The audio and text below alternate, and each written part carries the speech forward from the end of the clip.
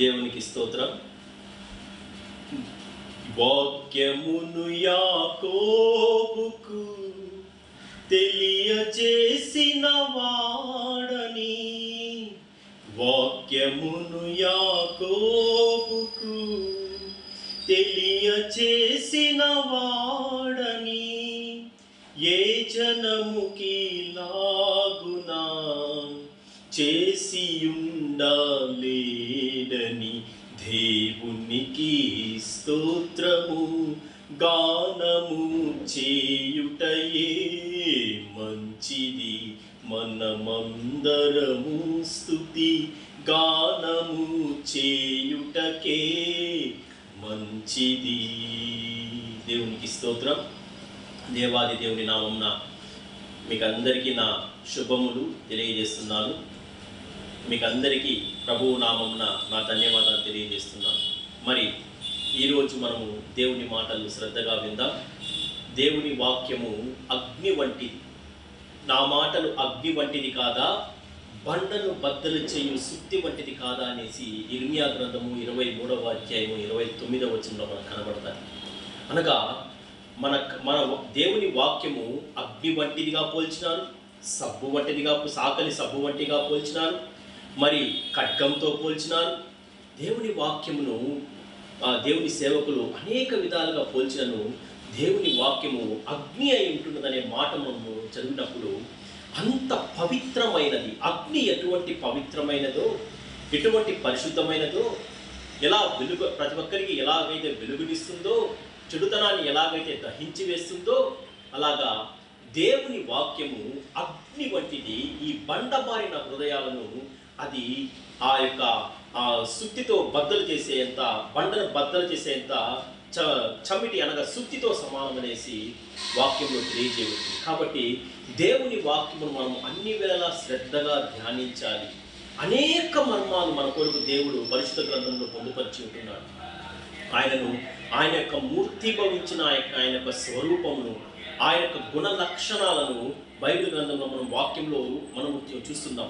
చూడండి, మనకు మలాకీ గ్రంథము 3వ అధ్యాయము 2వ వచనంలో మనం చదివినట్టయితే, మలాకీ గ్రంథము పాత నిబంధనలోని చిట్ట చివరి గ్రంథము మలాకీ పుస్తకము, మలాకీ గ్రంథము మరి 3వ అధ్యాయము 2వ వచనంలో ఇలాగ వ్రాయబడుతుంది. అయితే ఆయన వచ్చు దినము ఎవరు సహింపగలరు? ఆయన అగుపడుగా ఎవరు బోర్వగలరు? ఆయన కంసాలి అగ్ని వంటి వాడు, చాకలి వాణ్ణి సబ్బు వంటి వాడు.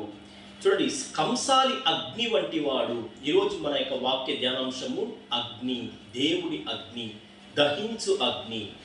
అగ్ని రెండు రకాలుగా మనం దానిని మనం చూడొచ్చు. అనగా అగ్ని శ్రమలకు సాదృశ్యంగా చూడొచ్చు, అగ్ని పవిత్రతకు సాదృశ్యంగా చూడొచ్చు, అగ్ని మరి దేవుని యొక్క స్వరూపములకు సాదృశ్యంగా చూడొచ్చు.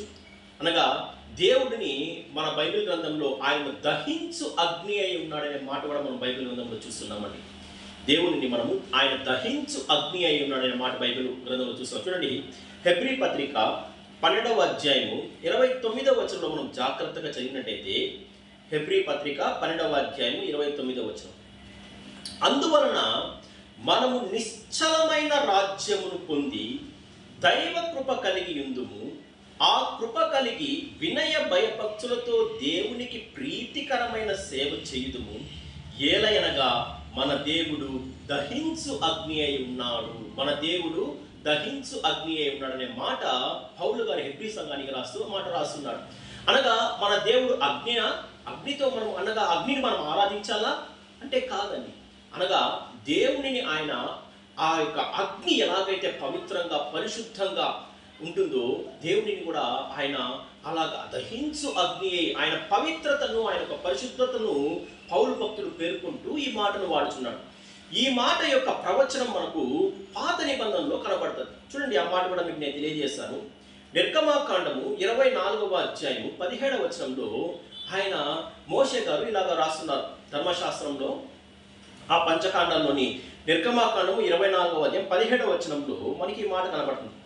యెహోవా మహిమ ఆ కొండ శిఖరము మీదికి దహించు అగ్ని వలె ఇశ్రాయేలీల కన్నులకు కనబడెను. అనగా ఇశ్రాయేలీయుల యొక్క ఆ యొక్క అరణ్య యాత్రలో అనగా 430 సంవత్సరములు ఐగుప్తు దేశంలో వారు బానిసత్వం బతికిన తర్వాత దేవుడు మోషేని ఏర్పాటు చేసుకుని మోషే యొక్క ఆయన యొక్క సారథ్యంలో ఆ ఇనుప కొలిమి నుండి ఆ శ్రమల కొలిమిలో నుండి ఆ ఐగుప్తు దేశంలో నుండి ఇశ్రాయేలు జనాంగాన్ని మోషే ఆయన 430 సంవత్సరాల తర్వాత ఆయన బయటకు తీసుకుని వచ్చిన తర్వాత ఆ యొక్క అరణ్య యాత్రలో అనేక అద్భుతాలు మనం చూస్తున్నాం. దేవుడు చేసిన అనేక మహిమలు, ఆయన మహిమలను అద్భుతాలను ఇశ్రాయేలు జనాంగం కన్నులారా చూచినారు. దేవుడు వారికి ఆ యొక్క ప్రత్యక్ష గుడారం పైన రాత్రి వేళల్లో ఆ యొక్క మేఘస్తంభంలో అగ్ని వలె వరకు వారికి ఆయన దర్శనం ఇచ్చేవాడు. మరి అంత మాత్రమే కాకుండా ఇశ్రాయేలు యొక్క ఆ యొక్క అరణ్య యాత్రలో పగలు మేఘస్తంభంగాను రాత్రి అగ్నిస్తంభంగాను అన్ని వేళలా వారిని వెంబడిస్తూ వారితో పాటు దేవుడు ప్రయాణం చేసినట్టు కూడా మనం వాక్యంలో చూస్తున్నాం. కాకపోతే ఇశ్రాయేలు యొక్క ఆ యొక్క అవిధేయత వలన, వారు చేసిన ఆ యొక్క పాపముల వలన, దేవుని యొక్క ఆజ్ఞలు మీరడం వలన దేవుని పైన వారు సనుకోవడం ద్వారా విసుగు తెంచి ఆ యొక్క 40 సంవత్సరాల యొక్క సుదీర్ఘ ప్రయాణంలో మొదట బయలుదేరిన తరం వారందరూ మరణించినారు. కేవలం ఆ మొదటి తరం వారు బయలుదేరిన వారిలో యెహోషువ మరియు కాలేబులు మాత్రమే ఆ యొక్క వాగ్దాన దేశంలో ప్రవేశించినట్టుగా వాక్యంలో చూస్తున్నాం. అనగా మన దేవుడు రోషము గల దేవుడు, ఆయన రోషము గల దేవుడు, ఆయన పాపాన్ని సహించడు, ఆయన ఆజ్ఞాతిక్రమాన్ని ఆయన భరించలేడు. ఆయన బిడ్డలు మనం అందరము ఆయన పట్ల విశ్వాసం కలిగి జీవించాలనేసి మన దేవుడు అన్ని వేళలా మన నుంచి ఎదురు చూస్తూ ఉన్నాడండి. చూడండి, మన నిర్గమాకాండము 33వ అధ్యాయం 19 నుంచి 23 వచనాలు మనం కూడా చదివినట్టయితే ఆ యొక్క సీనాయి కొండ పైన మోషే గారికి దేవుడు 10 ఆజ్ఞలు 40 రోజుల పాటు సీనాయి కొండ పైన మోషే దేవుని యొక్క సన్నిధిలో ఆయన గడిపినాడు. మరి దేవుడు ఆ యొక్క ఆజ్ఞలను ఆ యొక్క 2 రాతి పలకల పైన దేవుడు తన చేరాతతో రాసిచ్చి మోషేకు ఆయన అందజేయడం జరిగింది. కాకపోతే క్రింద సీనాయి కొండ క్రింద వీరు ఆ యొక్క దూడను తయారు చేసుకొని, ఇదిగో ఈ దేవుడే మనల్ని ఐగుప్తు దేశం నుంచి విడిపించును, ఇదిగో ఈయనను మనం ముందుకు పెట్టి మనము వాగ్దాన దేశంలోనికి ప్రయాణం చేద్దామని వారు దేవునికి వ్యతిరేకంగా నడుచుకున్నప్పుడు దేవుని యొక్క కోపం వారిపైన మండింది. మరి ఆ యొక్క సంగతులంతా మనకు 32వ అధ్యాయం 33వ అధ్యాయం అంతా మనకు కనబడతారు.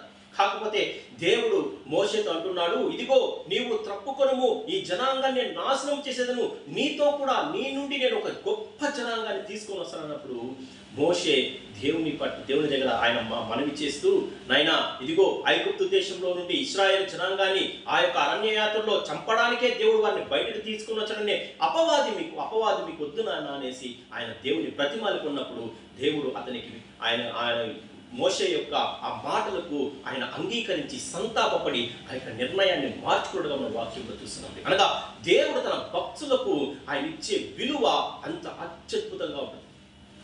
ఆ యొక్క దేవుడు మోషేతో ఒక స్నేహితుని వలె మాట్లాడేవాడు. మోషే ఇల్లంతటిలో ఆయన నమ్మకమైన వాడు, మిక్కిలి సాత్వికుడుగా ఉన్నను ఆయన దేవునితో ఒక స్నేహితుని వలె మాట్లాడేవాడు. ఒకసారి 33వ అధ్యాయంలో మనం చూసినట్టయితే 33వ అధ్యాయం 19వ వచనం నుంచి 23వ వచనం వరకు మనం చూసినట్టయితే, ఒక్కసారి నీ మహిమను కనపరచునాయని మోషే యెహోవా దేవుని ఆయన అడిగినప్పుడు, ఇదిగో నా మంచితనమంతయు నీకు నేను కనపరచదను, ఇదిగో నీవు నా యొక్క స్వరూపమును చూచి నా యొక్క ప్రకాశవంతమైన ముఖమును చూచి నువ్వు ఏ నరుడు బ్రతకలేడు కనుక ఇదిగో నువ్వు ఆ బండ యొక్క నిలబడి ఉండుము, ఇదిగో నేను ఆ యొక్క బండను దాటి వెళ్ళినప్పుడు ఇదిగో నా యొక్క చేతితో నీ ముఖమును కప్పుదును, ఇదిగో నా యొక్క వెనక పార్శ్వమును చూచిదవు, నా యొక్క ముఖ పార్శ్వమును చూచినట్టయితే నిశ్చయంగా నువ్వు చచ్చదవు. కాబట్టి దేవుని యొక్క ఆ యొక్క వీపు భాగాన్ని మోషే గారికి ఆ యొక్క అరణ్యాత్రలో ఆయన చూపించి దర్శనమిచ్చడం వాక్యంలో చూసనగా ఆయన యొక్క ముఖమును చూచి ఎవరు బ్రతకలేరు. అంత మూర్తిభవించిన, అంత ప్రకాశవంతమైన, అన్ని కోట్ల సూర్యులకు ఉండే అంత ప్రకాశవంతమైన ముఖము దేవుడు కలిగి ఉంటున్నాడు. అటువంటి దేవుడు ఆయన మహాకాశాలు పట్టజాలని దేవుడు మన కొరకు, మన పాపముల కొరకు తన్ను తాను తగ్గించుకొని ఈ లోకంలోనికి ఒక మానవ స్వరూపంగా ఆయన ధరించి, ఆయన మానవ స్వరూపిగా ఈ లోకంలోనికి వచ్చి మనందరి కొరకు శిలువ మనపై ఆయన బలియాగమైంటున్నాడు. 2 కొరింథీయులు 8వ అధ్యాయం 9వ వచనంలో ఒక అద్భుతమైన మాట ఉంటుంది, నాకు చాలా ఇష్టమైన వచనం. వెనుక ఆయన ధనవంతుడై ఉండియు తన దారిద్ర్యం వలన మీరు ధనవంతులు కావాలని మీ నిమిత్తము ఆయన దరిద్రుడైపోయినాడనే మాట మనకు కనబడుతుందండి. కాబట్టి దేవుడు మన కొరకు ఎంతవరకైనా ఆయన తగ్గడానికి సిద్ధంగానే ఉంటున్నాడు. మరి ఆయన యొక్క కోపం కూడా అంత భయంకరంగా కూడా ఉంటుంది. మరి ఆయన యొక్క ఆ మూర్తిభవించిన ఆ ముఖమును ఎవరు చూడలేకపోయినారండి. కానీ మన దేవుడు దహించు అగ్నేయ ఉన్నాడనే మాట మనకు బైబిల్ గ్రంథంలో కనబడుతుంది. దహించు అగ్నేయ ఉన్నాడనేసి చూడండి.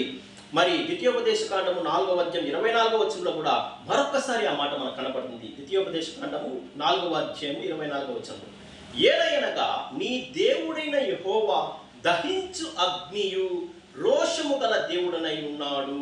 నీ దేవుడు రోషము గల దేవుడు, నీ దేవుడు దహించు అగ్ని ఉన్నాడు అనేసి మరొకసారి కూడా బైబిల్ గ్రంథంలో మనకు ద్వితీయోపదేశ కాండం 4వ అధ్యాయం 24వ వచనంలో కనబడుతుందండి. అనగా మన దేవుడు అంత పవిత్రమైన వాడు. అందుకే యెషయా గ్రంథం 42వ అధ్యాయం 8వ వచనంలో ఈ మాట ఉంటుంది, నేనే దేవుడను, నేను తప్ప వేరొక దేవుడు లేడు. ఇదిగో నేను నా యొక్క మహిమను నేను వేరొకరికి చెందనివ్వను. విగ్రహారాధన అస్సలు విగ్రహారాధనకు చెందనే ఆ యొక్క మహాపాపం అని కూడా వాక్యంలో వ్రాయబడింది. కాబట్టి మనమందరము మన రోషము గల దేవుణ్ణి, ప్రేమ గల దేవుణ్ణి, అగ్ని వంటి దేవుణ్ణి మనము అన్ని వేళలా ఆయన్ని మనం స్తుతిస్తూ గణపరిచి విశ్వాస జీవితంలో మనము ఆయన పైన ముందుకు సాగాల్సిందిగా వాక్యంలో మనకు వివరించుతున్నది. మరి అగ్ని, ఈరోజు మన వాక్యాంశము అగ్ని. ఈ యొక్క అగ్ని శ్రమలకు సాదృశ్యం. చూడండి, మా మానవ క్రైస్తవ జీవితంలో అగ్ని వంటి శ్రమలు అనే మాట వ్రాయబడింది. అగ్ని వంటి శ్రమలు. యోబును మనం తీసుకున్నట్టయితే, ఆయన ఆ యోబు గురించి దేవుడు ఇస్తున్న సాక్ష్యం ఏమంటే, భూజు దేశంలో ఉన్నట్టు ఆ యోబు గురించి నువ్వు ఆలోచించి, అపవాదితో అంటాడు, యోబు సంగతి నువ్వు ఆలోచించితివా, అతడు నీతిమంతుడను. మరి చూడండి, యోబు గ్రంథము 1వ అధ్యాయం 8వ వచనంలో, ఆయన నీతిమంతుడను, పాపము లేని వాడును, చెడుతనమును అసహించుకుని వాడును, అతని వంటి వాడు భూప్రపంచంలో ఎవరు లేరనేసి దేవుడు యోబుని గురించి ఆయన సాక్ష్యం ఇస్తున్నాడని. చూడండి, 1వ అధ్యాయం 8వ వచనం, అందుకు యెహోవా, నీవు నా సేవకుడైన యోబు సంగతి ఆలోచించితివా. చూడండి, మొదట ఆయన యథార్థవర్తనుడు, న్యాయవంతుడును అయి దేవుని యందు భయభక్తులు కలిగి చెడుతనము విసర్జించిన వాడు భూమి మీద అతని వంటి వాడు ఎవ్వరు లేరు అని దేవుడు యోబుని గురించి సాక్ష్యం ఇస్తున్నాడండి. ఎంత అత్యద్భుతం కదా! ఒక దేవుని నోట నుంచి ఒక సాక్ష్యకరమైన జీవితము ఆయన నోట నుంచి రావడం అంటే, యోబు చేసుకున్న, అతడు చూపించిన విశ్వాసం. ఎన్ని శ్రమలు వచ్చినా, అగ్ని వంటి శ్రమలు, దహించుకుపోయే ఆ జీవితం దహించుకుపోయే శ్రమలు ఎదురైనా కానీ దేవుని పట్ల విశ్వాసం ఎక్కడా విడవలేదండి. యోబు ఏ పాపము చేయలేదని వాక్యంలో వ్రాయబడి ఉంటున్నారు. మరి యోబును శ్రమపరచుటకు దేవుడే అపవాది చేత శ్రమపరచబడుటకు దేవుడే అనుమతినిచ్చినాడు. అనగా అపవాదితో దేవుడు ఒక పందెం కూడా తన యొక్క భక్తుడైన యోబు ఎటువంటి శ్రమలో వచ్చినా కానీ నన్ను విడిచిపోడు అనేసి దేవుడు అపవాదితో అన్నప్పుడు, ఇదిగో అతడు నీ యందు భయభక్తులు గలవాడంటే ఊరికి అయినాడా, అతని చుట్టూ నువ్వు కంచెను నిలిచితివి, అతని ఆశీర్వదించితివి, అన్ని విషయాలను సమృద్ధిగా అతను నువ్వు కలుగు చేసినావు. ఇదిగో ఒక్కసారి వాటన్నిటిని నువ్వు తీసివేసినట్టయితే తప్పకుండా ఆయన నీ ఎదుట నిన్ను దూషించి నిన్ను విడిచిపోవును అనేసి సాతాను యెహోవా దేవుడితో అన్నప్పుడు, ఆయన ఇదిగో అతనికి నీకు అప్పగించుచున్నాను, ఇదిగో అతని ప్రాణం మాత్రం నువ్వు తీయకుము, అతని సమస్తమును పైన నీకు అధికారం ఇచ్చిన అన్నప్పుడు, సాతాను అతని యొక్క 7 కుమారులను, 3 కుమార్తెలను, పశు సంపదను, ఒంటెలను, పశువులను, మరి గాడిదలను, ప్రతి ఒక్క యోబు యొక్క సమస్తమును తుడిచిపెట్టేసినది. ఒక్క రోజులో తుడిచిపెట్టేసింది. తన కుమార్తెలను కూడా ఆమె చనిపోయినారు. అయినా కానీ యోబు ఎక్కడా విశ్వాసంలో తొలగిపోకుండా, ఇదిగో నా తల్లి గర్భము నుండి నేను దిగంబరనే వచ్చి తిని, ఇదిగో నేను దిగంబరిగానే వెలుచున్నాను. యెహోవా ఇచ్చెను, యెహోవా తీసుకునేను, యెహోవా నామమునకు మహిమ కలుగునుగాక, స్తుతి కలుగునుగాక అనేసి యోబు ఇచ్చిన సాక్ష్యము ప్రతి క్రైస్తవ జీవితానికి, ప్రతి క్రైస్తవునికి ఒక ఆదర్శవంతమైన జీవితంగా యోబు జీవితం మనం చూడొచ్చు.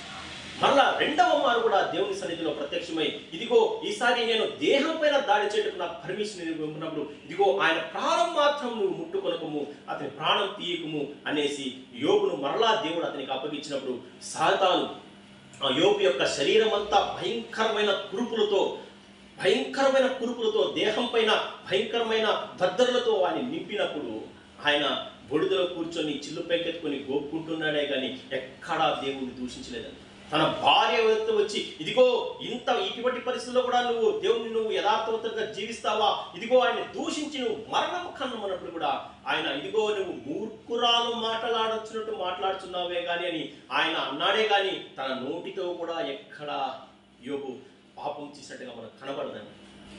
కాబట్టి ఆ యొక్క 42 అధ్యాయాలు కలిగిన యోబు గ్రంథంలో మనం చూసినట్టయితే ఆ యొక్క స్నేహితులు, యోబు యొక్క స్నేహితులు జోఫరు, బిల్దదు మరియు ఫినెహాసులు వచ్చి ఎంత ఆయనను పరీక్షించిన మాటలతో పరీక్షించిన ఇబ్బంది పెట్టినా కానీ యోబు వారికి తగిన ఉత్తరములు అందిస్తూ ఆయన 42 అధ్యాయాలు జరిగిన తర్వాత దేవుడు మరలా ఆయన పూర్వపు స్థితిని మరలా ఆయనకు అనుగ్రహించినాడు. 2 అంతల ఆశీర్వాదం కలిగజేసినాడు. మరలా అతనికి 3 కుమార్తెలను 7 కుమారులను మరలా ఆయనకు దయచేసినాడు. ఆ 3 కుమార్తెలు ప్రపంచంలోనే అత్యంత సుందరీమణులుగా వారిని దేవుడు యోబునకు అనుగ్రహించడం మన వాక్యంలో చూస్తాం. అనగా దేవుడు అన్యాయస్తుడు కాదు, ఆయన అన్యాయస్తుడు కాదు. మనము క్రైస్తవ జీవితంలో శ్రమలు మనకు వచ్చినా కానీ, అగ్ని వంటి శ్రమలు వచ్చినా కానీ తుదకు నిన్ను మరలా దేవుడు 2 అంతలుగా ఆశీర్వదిస్తాడని మనం ఖచ్చితంగా విశ్వాసం ఉంచాలి. అందుకు మనకు యోబు యొక్క జీవితం మనకు అత్యద్భుతమైన ఆదర్శవంతమైన జీవితంగా మనం చూస్తున్నామండి. మరి మన జీవితాల్లో కూడా ఎన్నో శ్రమలు, ఇబ్బందులు వాక్యంలో ఇలాగ వ్రాయబడి ఉంటున్నది. మీరు 2 తిమోతి 3:12 చదివినప్పుడు క్రీస్తు యేసునందు సద్భక్తితో బ్రతుకను ఉద్దేశించిన వారికి ఈ లోకంలో శ్రమ కలుగును. అనగా అపవాది విడిచిపెట్టడు. దేవునిపైన విశ్వాసం కలిగి జీవించే వారిపైన అపవాది యొక్క దాడులు తప్పనిసరిగా ఉంటాయి. కొన్ని సందర్భాల్లో దేవుడు వాటిని అనుమతిస్తాడు కూడా. నువ్వు యొక్క ఆ శోధనలో నువ్వు నిలిచినట్టయితే, ఆ శ్రమంలో నువ్వు నిలిచినట్టయితే దేవునికి అప్పుడు కూడా నువ్వు నమ్మకమైన జీవితంని, సాక్ష్యకరమైన జీవితంని, విశ్వాసపూరితమైన జీవితం నువ్వు జీవించినట్టయితే దేవుడు నిన్ను తప్పక ఆశీర్వదిస్తాడు. 2 అంతల మేలు మీకు దేవుడు దయచేస్తాడు. 2 అంతల మేలు మీకు తప్పకుండా దేవుడు దయచేస్తాడు. ఆ శ్రమలు మీకు వచ్చినా కానీ ఆ శ్రమలో నుంచి తప్పించుకునే మార్గంను కూడా దేవుడు మీకు అనుగ్రహిస్తాడు. చూడండి, 1 కొరింథీయులు 10:13 మనం చదివినట్టయితే, 1 కొరింథీయులు 10:13 ఇలాగ వ్రాయబడి ఉంటున్నది. సాధారణంగా మనుషులకు కలుగు శోధన తప్ప మరి ఏదియూ మీకు సంభవింపలేదు. దేవుడు నమ్మదగిన వాడు, మీరు సహింపదగిన కంటే ఎక్కువగా ఆయన మిమ్మల్ని శోధింపబడనీయడు. అంతేకాదు సహింపగలుగుటకు ఆయన శోధనలో కూడా తప్పించుకుని మార్గమును ఆయన కలుగు చేయును అనే మాట మనం చూస్తాం. అనగా సాధారణంగా వచ్చే శోధనలు ఆ దేవుడు అనుమతించినా కానీ వాటన్నిటిని ఓర్చుకునే శక్తిని దేవుడు మనకి ఇస్తాడు. అంత మాత్రమే కాకుండా ఆ శ్రమలు, ఆ శోధనలో నుంచి కూడా తప్పించుకోవడానికి కూడా ఆయనే మనకు మార్గం కలుగు చేశాడనేసి మనకు వాక్యంలో మనం చూస్తున్నాం. కాబట్టి క్రైస్తవ జీవితంలో శోధనలు, శ్రమలు, ఇబ్బందులు, ఇక్కట్లు సర్వసాధారణమే. అనగా ఒక మాట మనం గ్రహించవలసింది ఏమంటే, ఎవరికైతే శోధనలు ఉన్నదో, ఎవరికైతే శ్రమలు ఉంటుందో వారు సరైన మార్గంలోనే ఉంటున్నారు. అనగా దేవుని మార్గంలో ఉంటున్నారు. కాబట్టి అపవాది మన పైన దాడి చేయించున్నాడు. కాబట్టి అపవాది యొక్క ఆ యొక్క కుతంత్రములను, ఆ యొక్క కుయుక్తులను మనం జయించాలి. మీరు 1 పేతురు 5:8 చూసినట్టయితే, నిబ్బరమైన మనసు కలిగి ఉండుడి, మీ విరోధి అయిన అపవాది ఎవరిని మృంగుతున్నా అని గర్జించు సింహం వలె వెదకుచు తిరుగుచున్నాడు అనేసి మనకు వాక్యంలో వ్రాయబడి ఉంటుంది. కాబట్టి వాని యొక్క కుతంత్రాలను మనం జయించాలన్నా, వాని యొక్క శోధనలు మనం తప్పించుకోవాలన్నా, అగ్ని వంటి శ్రమలను మనం జయించాలన్నా మనకు దేవుని యొక్క సహాయం కావాలి. యోహాను సువార్త 16:33 యేసు ప్రభు ఇలాగ అంటున్నాడు, ఇదిగో లోకంలో మీకు శ్రమ కలుగును, ఆయన ధైర్యం తెచ్చుకుని, ఇదిగో నేను లోకమును జయించి ఉన్నాను. యేసయ్య మన పక్షంగా ఉండగా, యేసయ్య మన తోడు ఉండగా, ఎటువంటి శ్రమలు వచ్చినా, ఎటువంటి ఇబ్బందులు వచ్చినా, ఎటువంటి కష్టాలు వచ్చినా వాటిని మనము సులువుగా అధిగమించడానికి దేవుడు మనకు సహాయం చేశాడు. ఎందుకనగా దేవుడు ఆయన పైనుండి మనల్ని ఇదిగో మీరు ఇలా చేయొచ్చు, అలా చేయొచ్చు అని చెప్పడం మాత్రమే కాదు, కానీ తానే స్వయంగా ఈ భూలోకంలోనికి దిగి వచ్చి ఒక మానవునిగా ఆయన ఈ లోకంలో 33.5 సంవత్సరాలు జీవించి ప్రతి మనుషునికి, సగటు మనిషికి కలిగే ప్రతి శ్రమ, బాధ, ఇబ్బంది, ఆకలి, దప్పి, నిద్ర, మరి అలసట అన్నీ కూడా యేసు ప్రభువు అనుభవించి వీటన్నిటిని ఆయన అనుభవించి అనుభవపూర్వకంగా మనకు ఆయన తెలియజేస్తున్నాడు. అంతేగాని ఆయన ఎక్కడో పరలోకంలో కూర్చోండి ఇలా మనకు అలా చేయాలి ఇలా చేయాలి అని చెప్పలేదని, కానీ ఆయనే దిగి వచ్చి అన్ని విషయాల్లో ఆయన విజయం సాధించి మనకు మార్గదర్శిగా ఆయన మనకు ఒక మార్గమును మనకు ఆయన ఏర్పాటు చేసిపోయేటున్నాడు. అందుకే ఆయన అంటున్నాడు, నేనే మార్గము సత్యము జీవమునై ఉన్నాను అనే మాట యేసయ్య అందుకే అనగలిగినాడు. ఎటువంటి శ్రమలు వచ్చినా, ఎటువంటి ఇబ్బందులు వచ్చినా మీ హృదయంను కలవరపడనీయకుడి, దేవుని యందు విశ్వాసం ఉంచి ఉన్నారు, నా యందును విశ్వాసం ఉంచనేసి యేసయ్య యోహాను 14:1 మనకు తెలియజేసి ఉంటాడు. కాబట్టి ఎటువంటి కష్టాలు వచ్చినా, శ్రమలు వచ్చినా, అగ్ని వంటి శ్రమలు వచ్చినా, ఇబ్బందులు వచ్చినా మనం ఎక్కడా తొనికిపోకుండా, ఎక్కడా మనము వెనతిరిగి చూడకుండా ముందుకే మనం చూస్తూ ఆ యొక్క గురి యొద్దకే పరిగెత్తే కృపను మనం పొందుకోవాలి. మన యొక్క గురి పరలోక పట్టణం అనే ఆ గురి వైపు మనం ప్రయాణం చేస్తూ దేవుని సన్నిధి వైపు మనం ముందుకు వెళ్ళాలని మనకు దేవుడు తెలియజేస్తున్నాడు. శ్రమలు వస్తాయి, దేవుని బిడ్డలకు శ్రమలు కలుగుతాయి, కానీ ఆ శ్రమల్లో మనము స్థిరంగా నిలబడాలి. చూడండి, మీకు దానియేలు గ్రంథం 3వ అధ్యాయంలో 3 యవనస్తులు మనకు ఎంతో స్ఫూర్తిదాయకంగా కనబడతారు. షద్రక్, మేషక్, అబేద్నెగో. వీరు బబులోను దేశంలోనికి కొనిపోబడ్డారు. అనగా ఇశ్రాయేలు దేశంపైకి బబులోను రాజు నెబుకద్నెజరు దండయాత్ర చేసి యెరూషలేం పట్టణాన్ని ఆక్రమించుకొని యెరూషలేం పట్టణంలోని దేవాలయాన్ని ఆయన కాల్చివేసి అక్కడున్న మందిరోపకరణలన్నింటినీ తన యొక్క నివాసంలోనికి తీసుకుపోవడమే కాకుండా ఇశ్రాయేలు దేశంలో ఉన్న యవ్వనస్తులను, జ్ఞానం గల బిడ్డలను వీరందరినీ కూడా బబులోను సామ్రాజ్యంలోనికి, బబులోను దేశంలోనికి ఆయన బానిసలుగా తీసుకెళ్ళిపోయినాడు. అందులో ప్రఖ్యాతిగాంచిన దానియేలు, షద్రకు, మేషకు, అబేద్నెగో మనకు కనబడతారు. వీరు ఆ యొక్క బబులోను రాజ్యంలోని నెబుకద్నెజరు యొక్క రాజ్యాంగంలో ఈ ముగ్గురు మంచి స్థానంలోనే ఉండేవారు, మంచి స్థానంలో ఉంటున్నారు. మరి ఆ యొక్క సందర్భంలో మీకు దానియేలు గ్రంథం 3వ అధ్యాయంలో చదివినట్టయితే 1వ వచనంలో ఆ యొక్క దూరాను అనే మైదానంలో నెబుకద్నెజరు తన ప్రతిమ నిలబెట్టి ఇచ్చుంటాడు. ఆ యొక్క ప్రతిమ ఎలా ఉంటుందంటే 60 మూరల ఎత్తు, 6 మూరల వెడల్పు, అనగా దాదాపు 100 అడుగులు ఎత్తు, ఒక 10 నుంచి 15 అడుగుల వెడల్పు కలిగిన ఒక బ్రహ్మాండమైన ఒక ప్రతిమను నిలబెట్టించి, ఇదిగో ఆ యొక్క సామ్రాజ్యంలోని వారికి అందరికీ ఆయన ఆజ్ఞ ఇచ్చినది ఏమంటే, ఇదిగో మీకు ఆ యొక్క సంగీత ధ్వనులు, ఆ వీణె, విపంచిక మరియు అలాంటివన్నీ ఆ యొక్క సంగీత వాద్యాలు మీకు ఎప్పుడైతే వినపడుతుందో మీరందరూ ఆ యొక్క విగ్రహానికి సాష్టాంగపడి నమస్కారం చేయాలి. అలా నమస్కారం చేయని వారికి విధించబడిన శిక్ష ఏదంటే అగ్నిగుండంలో పడవేయబడతారనే యొక్క ఆజ్ఞను నెబుకద్నెజరు తీసుకుని వచ్చింటాడు. అంతకుముందే 2వ అధ్యాయంలో, దానియేలు గ్రంథం 2వ అధ్యాయంలో ఆ నెబుకద్నెజరుకి ఒక కళ వస్తుంది. ఆ కళలో ఒక భయంకరమైన ప్రతిమ ఒకటి ఆయన కనబడతారు.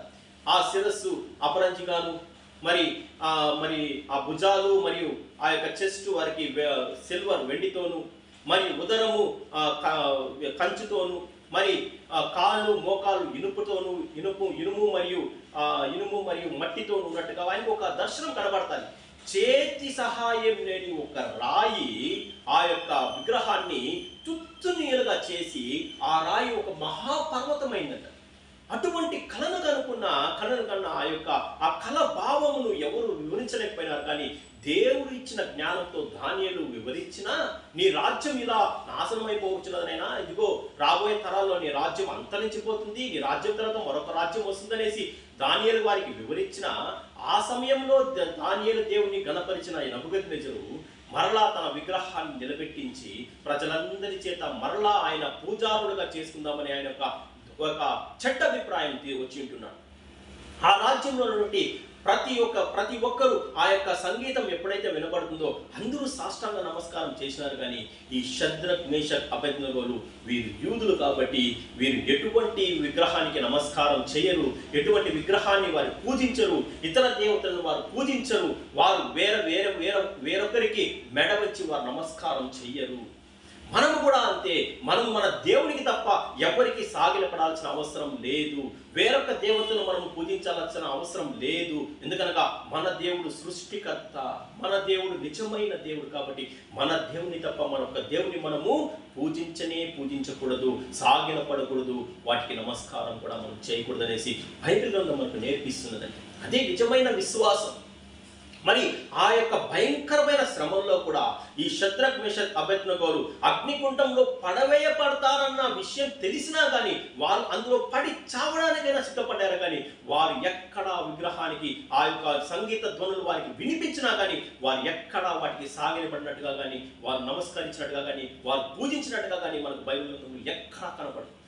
ఈ విషయం పైన నెబుకద్నెజరుకు అక్కడున్న కొంతమంది ఆ రాజ్యాధికారులు నెబుకద్నెజరుకు ఇదిగో రాజా, మీరు నిలబెట్టించిన ఆ యొక్క ప్రతిమకు వీరు ముగ్గురు నమస్కారం చేయడం లేదు, దానికి సాగిలపడడం లేదు అనేసి వారు తెలియజేసినప్పుడు రాజు అత్యాగ్రహం చెందుకొని వారు ముగ్గురిని అనగా షద్రక్ మేషక్ అబేద్నెగోలు తన సముఖమునకు పిలువనంపించినప్పుడు వారు ధైర్యంగా వచ్చి దానియేలు ముందు నిలబడతారు.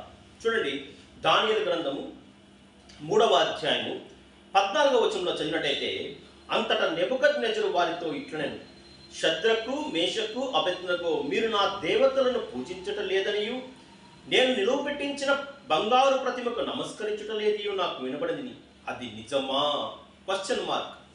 బాకాను, పిల్లంగ్రోవిని, పెద్ద వీణను, వీణను, సింఫోనియను, విపంచికలను, సకల విధములకు వాద్యధ్వనులను మీరు విను సమయంలో సాగిలపడి నేను చేయించిన ప్రతిమకు నమస్కరించడానికి సిద్ధముగా ఉండిన ఎడల సరే, మీరు నమస్కరింపని ఎడల తక్షణమే మండుచున్న వేడిమి గల అగ్నిగుండంలో మీరు వేయబడుదురు. నా చేతిలో నుండి మిమ్మల్ని విడిపింపగల దేవుడు ఎక్కడున్న యొక్క అహంకారపూరితమైన గర్వపూరితమైన ఆ యొక్క గర్వపూరితమైన మనసుతో ఆ నెబుకద్నెజరు వారిని హెచ్చరించడం మనం చూస్తున్నామండి. అయినా దేవుని బిడ్డలు ఎక్కడా వారు భయపడిపోలేదు. అందుకు వారిస్తున్న సమాధానం ఏమంటే, నెబుకద్నెజరు అక్కడ రాజాను పలకలేదు, నెబుకద్నెజరు అయ్యగారు అని పలకలేదు. వారు పేరు పెట్టి నెబుకద్నెజరు ఇదిగో ఇందును బట్టి మాకు చింత లేదు, మా దేవుడు మమ్మల్ని అగ్నిగుండంలో నుంచి తప్పించగల సమర్థుడు.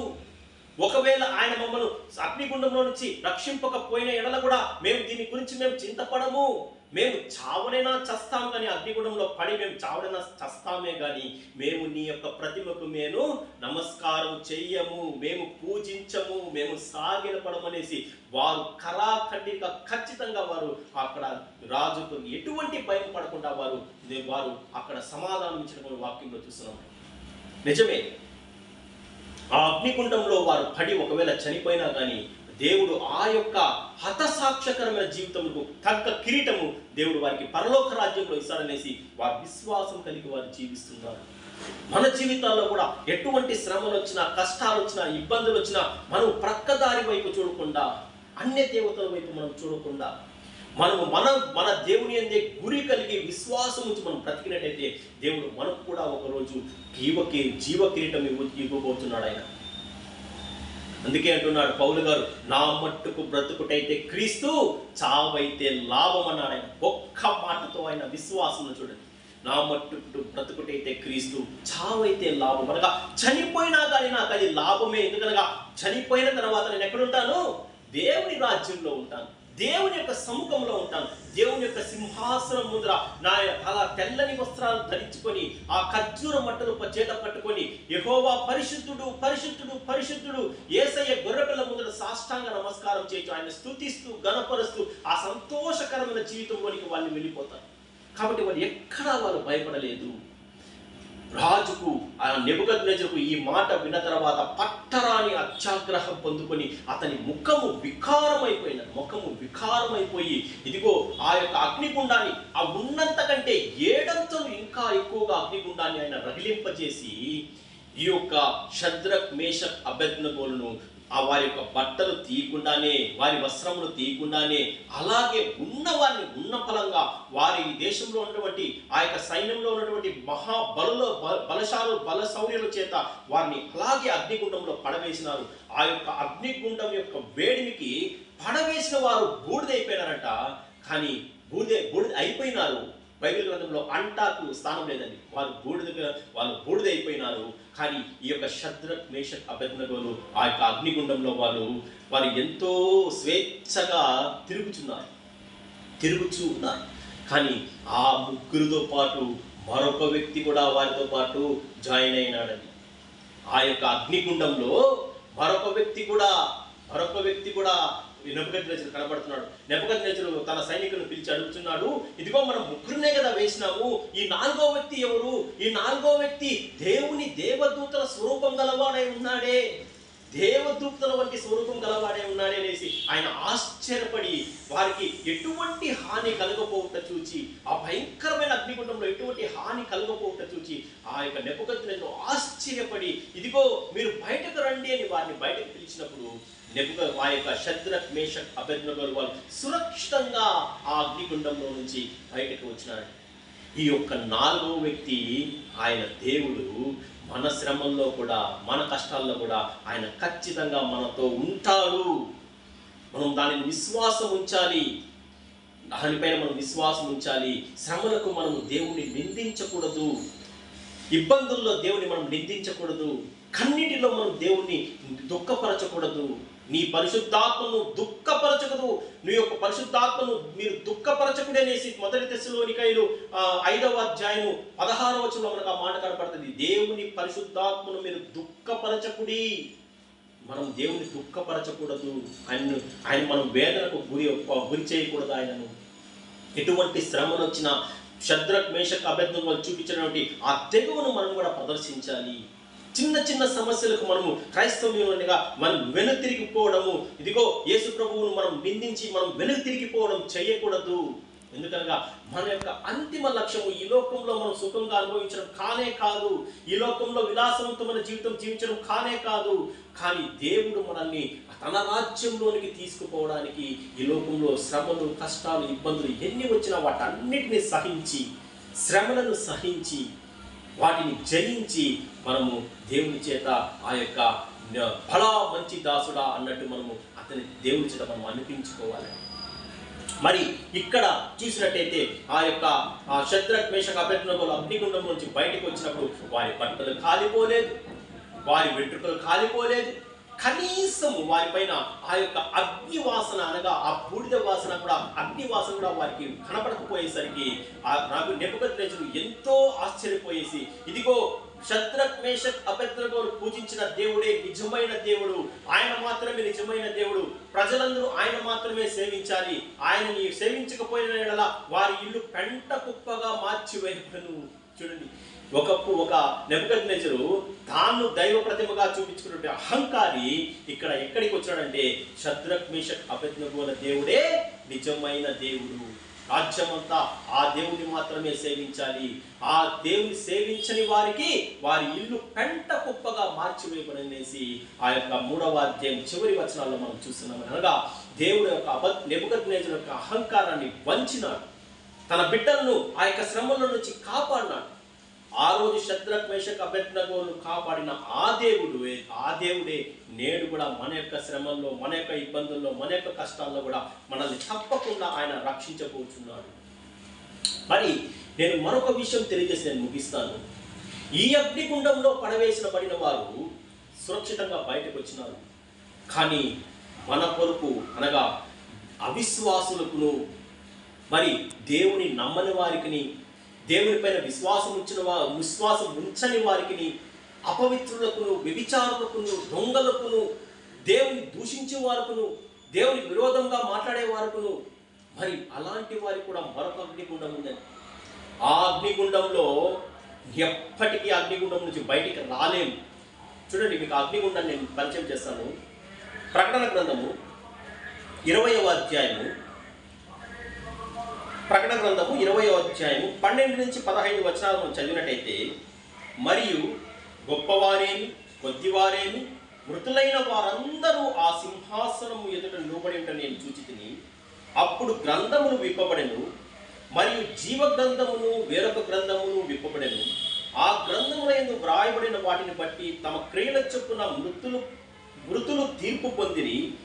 సముద్రము తనలో ఉన్న మృతులను అప్పగించును, మరణమును పాతాళ లోకమును వాటి వశంలో ఉన్న మృతులను అప్పగించును. చూడండి ఇక్కడ నుంచి, వారిలో ప్రతివాడు తన క్రియల చొప్పున తీర్పు పొందెను. మరణమును మృతుల లోకమును అగ్నిగుండములో పడవేయబడెను. ఈ అగ్నిగుండము రెండవ మరణము. ఎవరి పేరైనను జీవ గ్రంథము వ్రాయబడినట్టు కనబడిన ఎడల వాడు ఆ అగ్నిగుండంలో పడవేయబడును. ఈ అగ్నిగుండంలో నుంచి ఎవ్వరూ అనగా పాపము చేసిన వారు ఎవ్వరూ తప్పించుకోలేరు.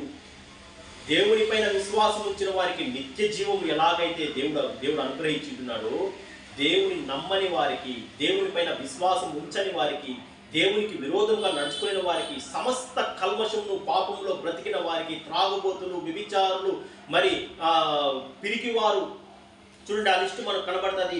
ప్రకటన గ్రంథం 21వ అధ్యాయం 8వ వచనంలో, పిరికివారులను, అవిశ్వాసులను, అసహ్యులను, నరహంతకులను, వ్యభిచారులను, మాంత్రికులను, విగ్రహారాధికులను, అబ్బతికులందరూ అగ్ని గంధకములతో మండు గుండంలో పాలు పొందుదురు. ఇది రెండవ మరణం. అనగా దేవునికి విరోధంగా నడుచుకునేవారు, అల్లరితో కూడిన ఆటపాటలు ఆడిన వారు, వ్యభిచారం చేసిన వారు, మరి దొంగతనం చేసిన వారు, నరహత్య చేసిన వారు, మరి చెడ్డపాటలు పలికిన వారు, ఇతరులను మోసం చేసిన వారు, పిరికివారు, అసహ్యకారం చేసిన వారు, వీరందరికీ రెండవ ఒక అగ్నిగుండం సిద్ధంగా ఉందంట. అది రెండవ మరణము. ప్రతి వారికి మరణం అనేది తప్పదండి. క్రీస్తు యేసునందు ప్రతి మృతులైన వారు ధన్యులని వాక్యంలో వ్రాయబడి ఉన్నది. దేవుని యందు విశ్వాసం ఉంచి ఒక క్రొత్త జీవితాన్ని ప్రారంభించిన వారికి పాప క్షమాపణ ఉన్నది. వారికి నిత్య జీవమనే దేవుడు అనుగ్రహిస్తున్నాడు. చూడండి, యోహాను సువార్త 3వ అధ్యాయం 3-4 వచనాల్లో నికోదేము వచ్చి దేవుని అడుగుతున్నాడు. దేవుని రాజ్యం గురించి అడిగినప్పుడు, నీవు క్రొత్తగా జన్మించితేనే కానీ పరలోక రాజ్యంలోనికి నువ్వు చేరలేవు, చూడలేవు అనేసి దేవుడు చెప్పినప్పుడు, ఒకడు క్రొత్తగా జన్మించడం అనగా మరలా రెండవ జన్మ ఎలాగ సాధ్యమవుతుందంటే, ఒకడు నీటితోనూ ఆత్మతోనూ జన్మించిన వాడు పరలోక రాజ్యానికి వారసుడు అవుతాడనేసి దేవుడు నికోదేముతో చెప్తాడు వాక్యంలో చూస్తాం. అనగా దేవుని విశ్వాసం ఉంచి మన పాత రోత జీవితాన్ని అన్నిటిని మనం విడిచిపెట్టి యేసయ్య పైన విశ్వాసం ఉంచి బాప్తిస్మం పొందుకొని మారు మనసు పొంది పాప క్షమాపణ పొంది మనము యేసయ్య పైన మనం విశ్వాసం కలిగి జీవించినట్టయితే ఆ దేవుడు మనకు నిత్య జీవం ఇవ్వబోచున్నాడు. కానీ ఆయన వ్యతిరేకించి ఇదిగో చెడు మార్గంలో ప్రయాణించిన వారందరికీ రెండవ మరణం సిద్ధంగా ఉంటున్నది. అది అగ్నిగుండము. అక్కడ అగ్ని ఆరదు, పురుగు చావదు. కాబట్టి నిత్య వేదన, ఇక్కడ నిత్య జీవంలో నిత్య సంతోషము, అక్కడ నిత్య వేదనతో, అక్కడ కూడా నిత్య జీవము వేదనతో ఆ అగ్నిగుండంలో కాలుచు మనం బ్రతకాల్సిందే. నువ్వు ఆ అగ్నిగుండాన్ని, ఆ రెండవ మరణాన్ని తప్పించుకోవాలంటే దేవుని పైన విశ్వాసం ఉంచాలి, యేసయ్య పైన విశ్వాసం ఉంచాలి. నా మాట వినను పంపిన వాని విశ్వాసం నుంచి వాడు నిత్య జీవం గలవాడు, వాడు తీర్పులో నుండి రాక మరణంలో నుంచి వాడు జీవంలోనికి దాటివాడే మాట ప్రకారము యేసయ్య ఆ నిత్య జీవాన్ని మనకి ఇవ్వడానికి ఆయన ఈ లోకంలోనికి దిగి వచ్చినట్టుగా మనం వాక్యంలో చూస్తున్నాం. కాబట్టి చూడండి, ఆ యొక్క నిత్య నరకంలో నుంచి తప్పించుకొని మనము ఆ నిత్య జీవంలోనికి మనము చేరుకోవాలంటే యేసయ్యే ఒక్కడే దానికి మార్గము, సత్యము, జీవము. చివరిగా నేను ఒక మాట చదివి నేను వాక్యం ముగిస్తాను. దానియేలు గ్రంథము 12వ అధ్యాయం 3వ వచనంలో చూసినట్టయితే, ఆ యొక్క శ్రమలను సహించిన వారు, ఆ యొక్క శ్రమల్లో నుంచి జయించిన వారు ఎలా ఉంటారంటే, వారికి జీవితం ఎలా ఉంటుందంటే, బుద్ధిమంతులైతే ఆకాశమండంలోని జ్యోతులను పోలిన వారై, చూడండి, ఆకాశమండం జ్యోతులను పోలేవారై ప్రకాశించెదరు. నీతి మార్గమును అనుసరించి నడుచుకున్నట్లు ఎవరు అనేకులను త్రిప్పుదురో వారు నక్షత్రముల వలె నిరంతరము ప్రకాశించరు. ఎవరైతే అనేకులను పాపంలో నుంచి ఆ యొక్క యొక్క సువార్తను ప్రకటించి వారిని ఎలాగైనా దేవునిలోకి ఎవరైతే నడిపిస్తారో వారు నక్షత్రముల వలె ప్రకాశిస్తారట. కాబట్టి మనము కూడా యేసయ్య యొక్క సువార్తను మనం కూడా ఒక పనిగా దాన్ని కలుగు చేసుకొని, ఇదిగో ఆ అగ్నిగుండంలో పడవచ్చిన వారిని కొందరినైనా మనం బయటకు లాగి దేవుని యొక్క నిత్య రాజ్యంలోనికి చేరుస్తాం.